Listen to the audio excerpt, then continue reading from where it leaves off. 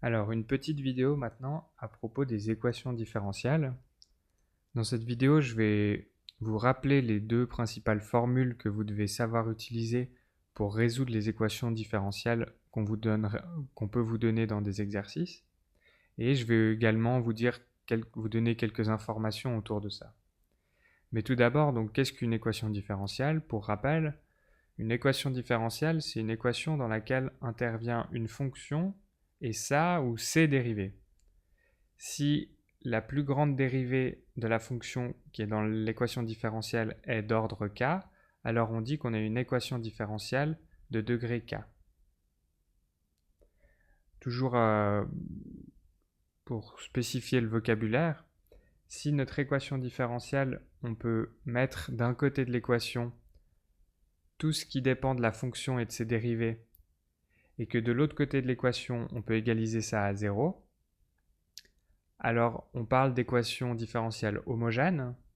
Et si on n'arrive pas à faire ça, mais qu'à droite de l'équation, on a un résidu qui est différent de 0, alors on parle d'une équation différentielle inhomogène. Maintenant, simplement, vous avez ces deux formules-là. Donc, quand on vous donne cette équation différentielle-là, vous devez savoir que la solution, donc le y qui satisfait cette équation différentielle-là, c'est celui-là, avec epsilon étant une constante arbitraire que vous pouvez choisir, et c une constante qui va dépendre du epsilon que vous avez choisi. Pareil, si vous avez une équation différentielle du premier degré inhomogène, qui a cette forme-là, alors la solution, ça va être celle-ci. Et là, de nouveau, le epsilon, c'est une constante arbitraire que vous pouvez choisir, et le c dépendra de cette valeur de epsilon que vous avez choisie.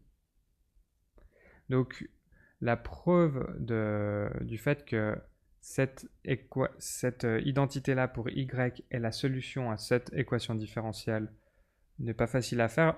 Si vous voulez absolument en faire une toute simple, c'est de prendre y, calculer y', mettre ce que vous avez trouvé dans cette équation différentielle et voir si le résultat que ça vous donne, c'est bien juste r de x. Ça, c'est une manière, en partant de la fin, de voir si ça correspond à ce qui est là. Pour le premier cas, je vous ai noté sur ce slide-là comment on peut arriver à cette solution. C'est pas très compliqué. Je vous explique brièvement pour ceux qui sont intéressés. Donc si on part de cette équation différentielle-là, on additionne g de x fois y de chaque côté et on divise par y, ce qui nous donne ça. Après, j'ai juste, par souci de clarté, rappelé que y ou y', c'est également une fonction qui dépend de x. C'est pour ça que j'ai rajouté la petite parenthèse de x ici. Toujours par souci de clarté, plus tard dans la démonstration, c'est utile de faire un petit changement de variable ici. Donc on dit que l'argument, on l'appelle plus x, mais on l'appelle s. C'est totalement équivalent de faire ça. Ensuite, ici, à gauche de l'équation, on peut reconnaître que quand on a la dérivée d'une fonction divisée par la fonction, en fait, on peut dire que ça correspond à la dérivée du logarithme de la fonction, comme j'ai noté là.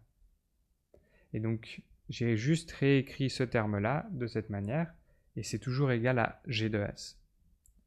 Maintenant, cette égalité, elle est valable pour tous les s, donc on est autorisé à intégrer sur n'importe quel intervalle de s, et ici j'ai intégré de epsilon, une constante arbitrairement choisie, à x, le côté gauche de l'équation, et donc je suis obligé d'intégrer sur la même borne le côté droit de l'équation.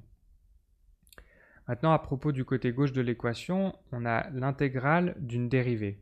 Donc la primitive, ça va simplement être la fonction qui est ici dans la dérivée, ce que j'ai noté ici, et qu'il va falloir évaluer simplement entre epsilon et x. Donc là, on évalue la primitive entre epsilon et x.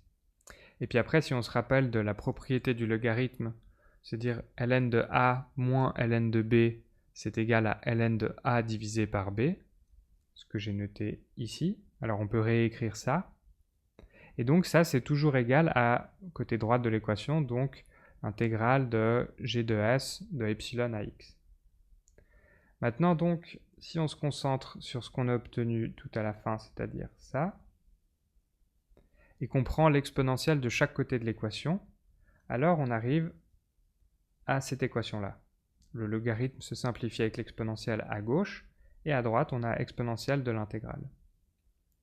Maintenant, si on multiplie de chaque côté de l'équation par y de epsilon, on obtient finalement y de x est égal à y de epsilon fois exponentielle de ce terme-là. Et simplement, y de epsilon, c'est une constante, donc on l'appelle c, et ça nous donne la solution à l'équation différentielle, telle qu'elle est donnée dans la formule que vous devez connaître. Donc maintenant, quelques petites informations à propos de ces fonctions. Imaginez par exemple que vous ayez pour la première équation différentielle cette forme-là. Donc vous avez plus y' moins g de x fois y, mais vous avez également une fonction devant le y'. Alors là, pas de panique, c'est pas très compliqué. Ce que vous devez faire, c'est simplement faire des opérations de manière à obtenir ce que vous savez, à obtenir le terme dont vous connaissez la solution. Donc ici, c'est très simple. On divise toute l'équation par v de x. Ça nous donne y' moins w de x divisé par v de x fois y est égal à 0 divisé par v de x, donc ça donne toujours 0. Et simplement ça, eh ben, c'est notre g de x. Après, un autre commentaire, si g de x est égal à k, ou d'ailleurs si r de x est égal à k, une constante, est-ce qu'on peut toujours utiliser cette formule ou cette formule? Alors oui, évidemment, et même ce sera encore plus facile d'utiliser ces formules parce que soit l'intégrale ici, soit l'intégrale ici sera beaucoup plus facile à calculer. Donc ces formules sont valables également quand g ou r sont des constantes.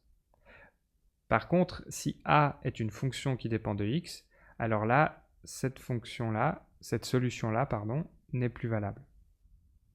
Et le point 3, je vous ai marqué que ça peut être utile de faire preuve de bon sens aussi et pas appliquer aveuglément les fonctions. Imaginez qu'on vous donne l'équation différentielle suivante. Alors un petit coup d'œil pourrait vous permettre d'identifier très facilement la solution. Si vous effectuez la multiplication, vous obtenez 2x moins x carré. Et là, si vous comparez le côté gauche et le côté droit de l'équation, vous vous rendez compte en fait que y, ça doit être x carré. Parce que si on a y', alors c'est 2x, et donc y' moins y, c'est bien 2x moins x carré. Donc là, vous voyez, un petit peu de bon sens vous aurez fait gagner beaucoup de temps plutôt que d'appliquer cette formule ici. Voilà, c'est tout pour les équations différentielles.